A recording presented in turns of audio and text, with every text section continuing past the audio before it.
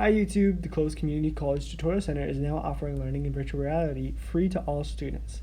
If you are in classes such as chemistry, anatomy, or geology, want to read and annotate papers in 3D, or like watching videos about topics you're learning, VR is a great tool for you. All you have to do is come into the Tutorial Center in AC1-137 and check in with your student ID.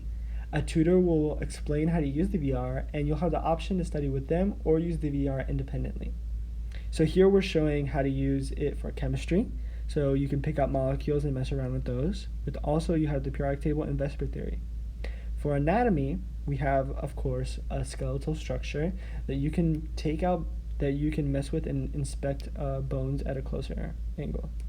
Additionally, we have the brain and the neurons, so this is good for psychology and also anatomy.